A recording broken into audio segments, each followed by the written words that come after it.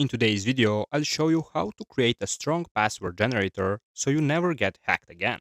For that, we will need these modules.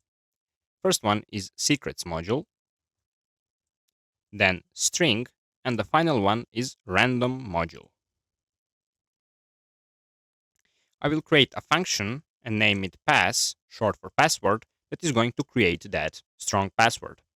It's going to have only one parameter, the number of characters inside the password, and the default one will be 4 if you don't pass anything. First, I need to create a pool of characters from which I will choose what characters to put in my password. To create a strong password, you need to have 4 types of characters: uppercase, lowercase, digits, and punctuation. Punctuation is comma, dot, parentheses, asterisk sign, percentage sign, etc.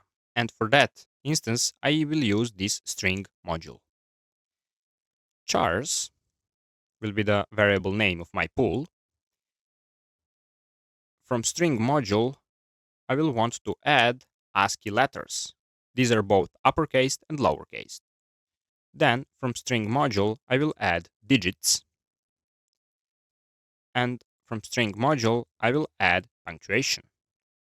Now, my pool is complete. The only thing needed is to create a list of all those characters. I will name my list A, and I will create it using a list comprehension.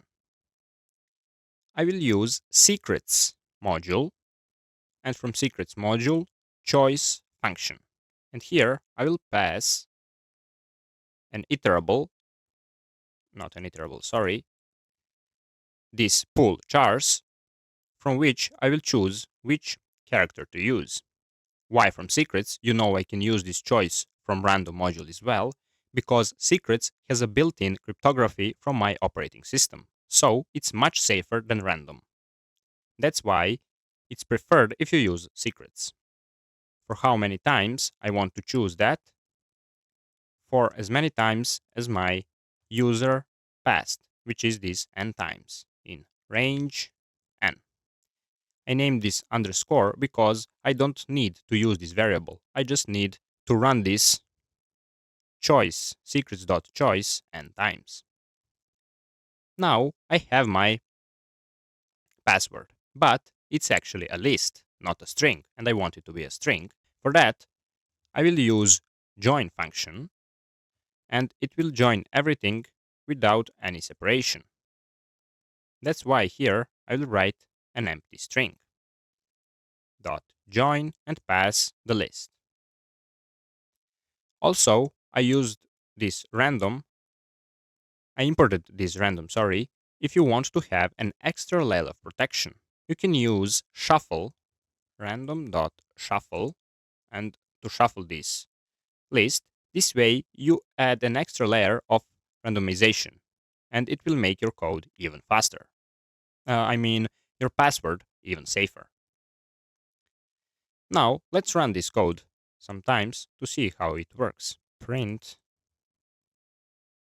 pass, and here let's say 16. As you can see, it has all 4 important characters to make my code safe. Let's run it again.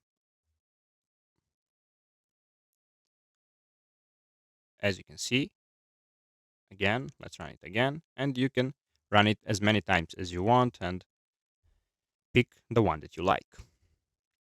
If you like this video, I guarantee you would love my video where I show you how to create QR code in Python. Feel free to check it, and also don't forget to subscribe so you don't miss my future videos.